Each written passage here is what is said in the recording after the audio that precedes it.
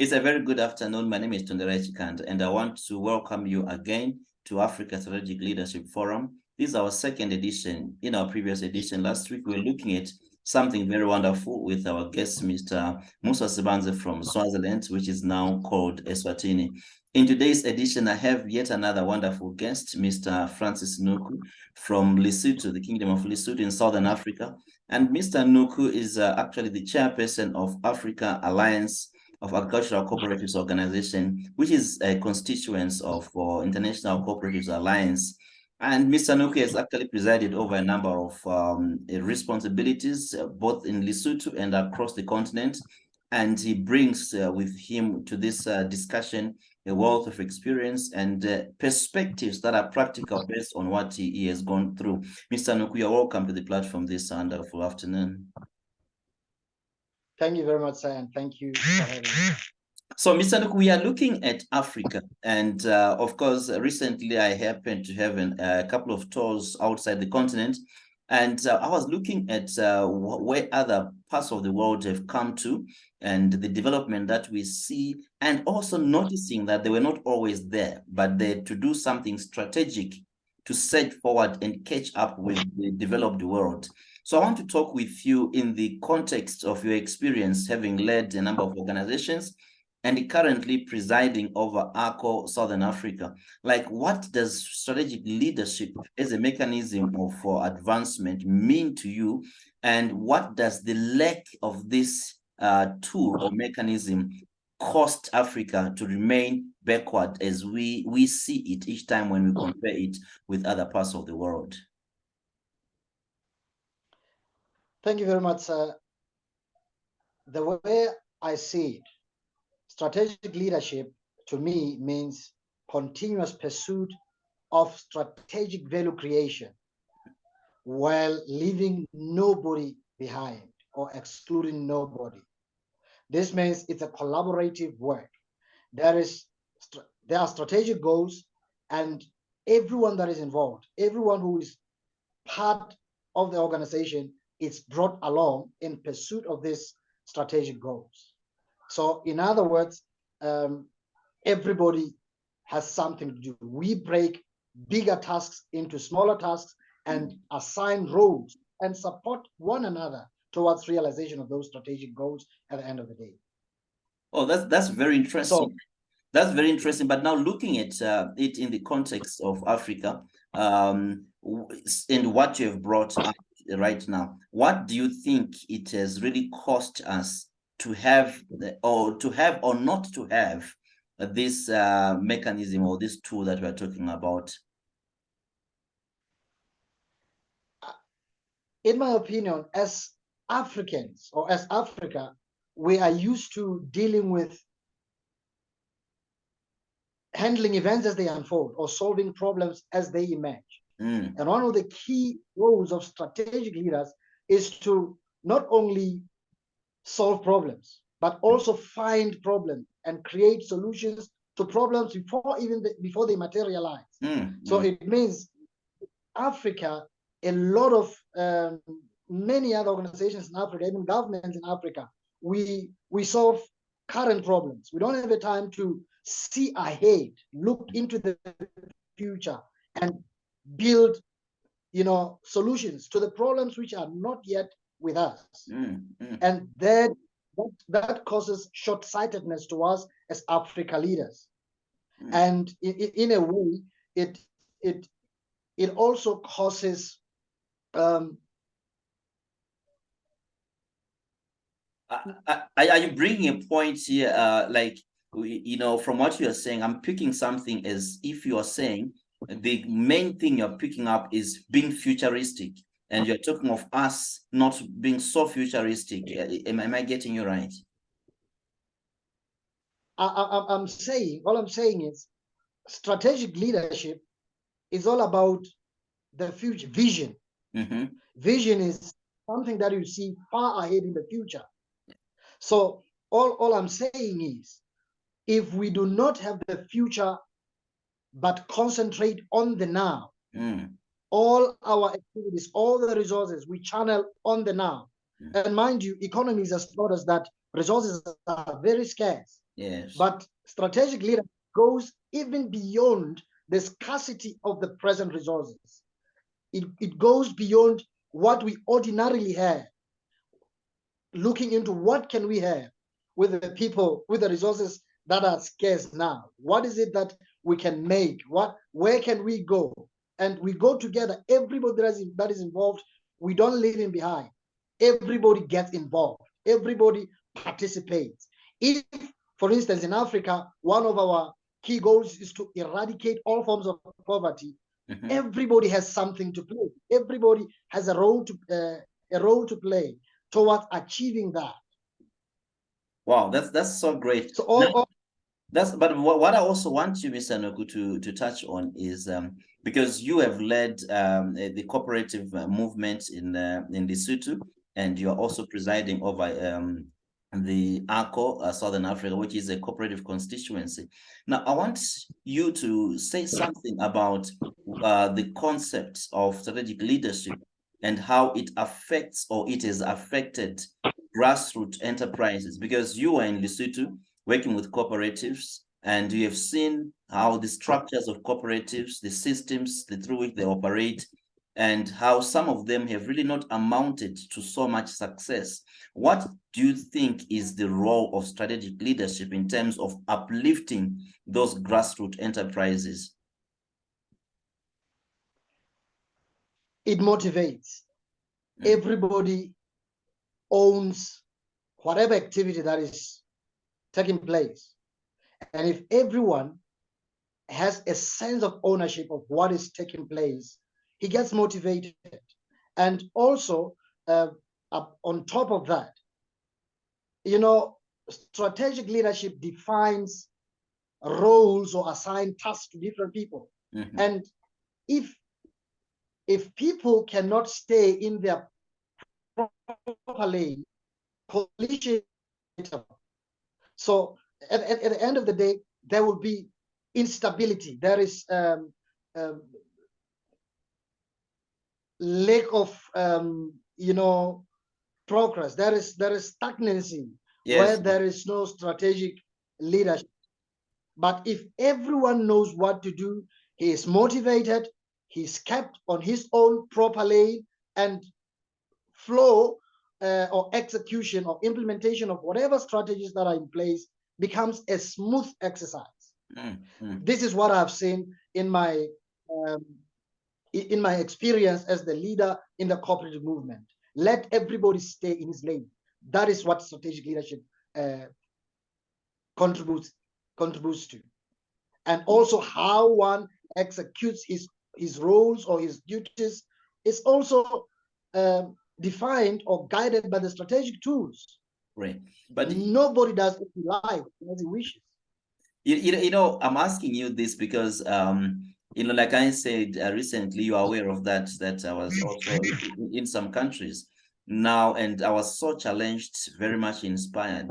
The reason why I keep referring to that is, you see, when we look at our continent, let me give you an example. When people develop a strategic plan, you see that organizations can develop one and then they'll shelve it and they'll keep doing things as if they do not have a strategic plan. I'm giving it as an example. So I came to observe and maybe come to a conclusion that, to most of us on the continent at this point in time, strategic leadership, or the concepts of strategic leadership, are more of an art, which is something you just feel like and you work according to how you feel, and not a science. But when you look at the other nations, the way I've looked at it, they really analyze and do simulations before they can, adopt or ratify certain strategies as mechanisms of advancement. Now, I wanted you, if you have something from your experience to say, do you think we are really ready and we are prepared to make use of this mechanism as a continent? I think we are ready, but the mindset is our challenge. We focus so much on what we don't have, and allows that to hinder our progress, because sometimes when we plan only on the basis of what we don't have, or on the basis of what we currently have, we don't think on the resources which are not readily available and how we can generate them. It's important. Let me put this the other way. I think we are ready, but the mindset that we have as African people, as African nations, is we cannot think beyond immediate challenges, so to say.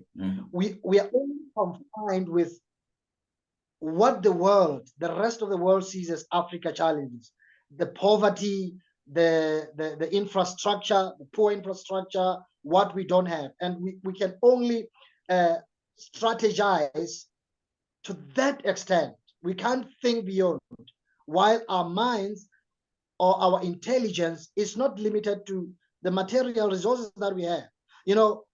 Our brains are the greatest capital that we have. Yeah.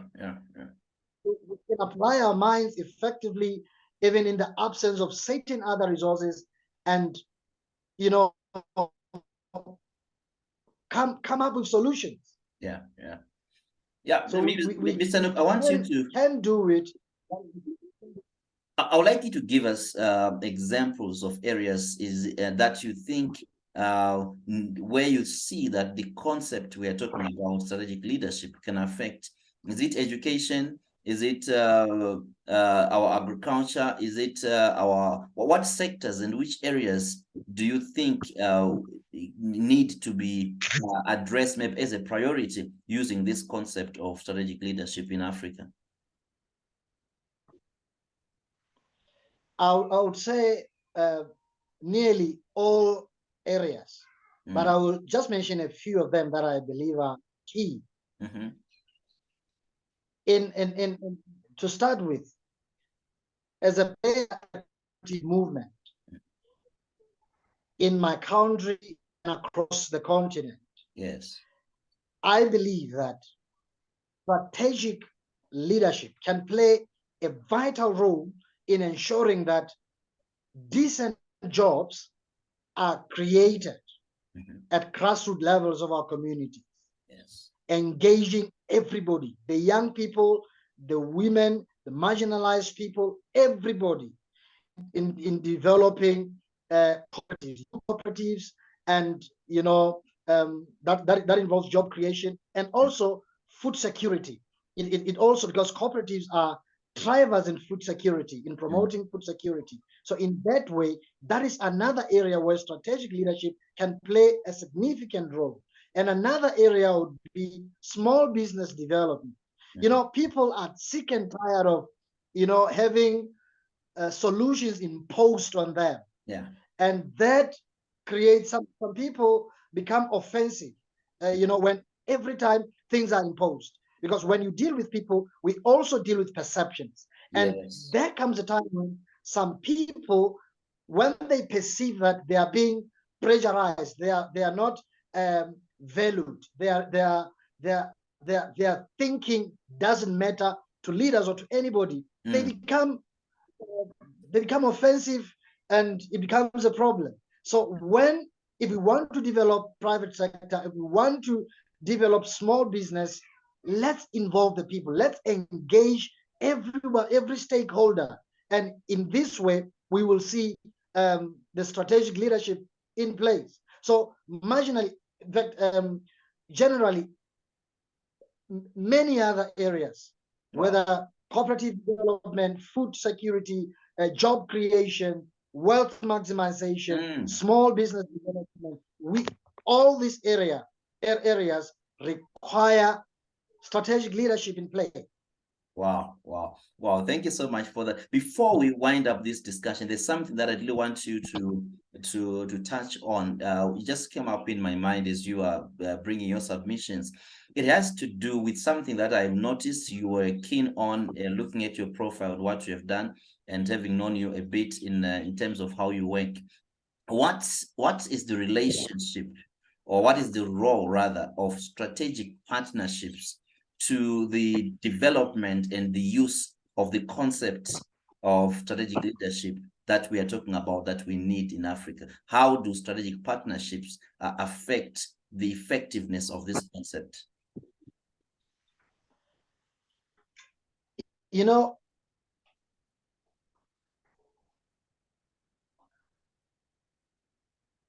and I want this to come from what you have been dealing with, because when I went to your country in Lesotho, I began to see your interest in working with the private sector as partners. And now looking at ACO Southern Africa, ACO Africa, I hear a lot of maybe brainstorming around strategic partnerships with key stakeholders. So I just want, if you have a comment to make in terms of how you think this concept can be easily developed establishing these strategic partnerships, because maybe this is something that maybe certain sectors may not be able to have on their own without partnering with certain people who are skilled and who can be able to contribute something to what they do. If you have any comment on that.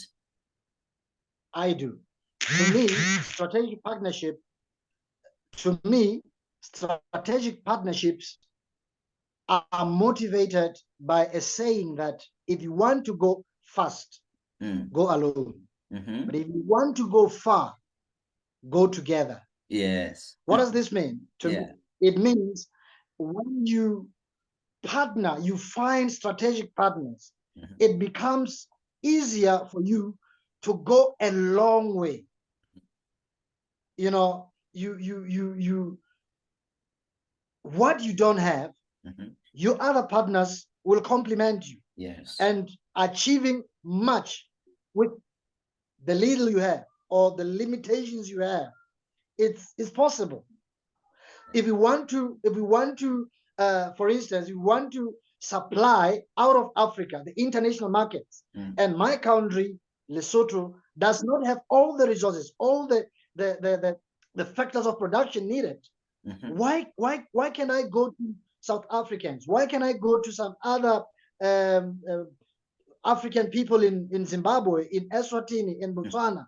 You know, finding each other, feeling, complementing one another in order to go far.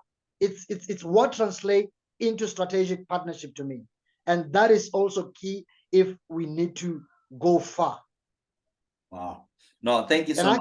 And I can assure you, the markets are open out there. We need to collaborate as African people. Wow, that's really brilliant. Mr. Noko, thank you so much for bringing that. And of course, I really look forward to have further discussions with you whenever it best suits you, because our aim is to try as much as possible to bring together intellectual resources, the things that we've been talking about. I believe that there are viewers out there who are keenly interested in implementing and employing some of the things you've been bringing up. And as we'll be sharing, I think it is going to create also a lot of wealth in terms of intellectual resources available to help this continent move forward. So viewers, this is the end of our edition this wonderful afternoon. I was with Mr. Francis Noko, and I look forward to meet you in our subsequent editions. Otherwise, it's goodbye and good day. Goodbye for now.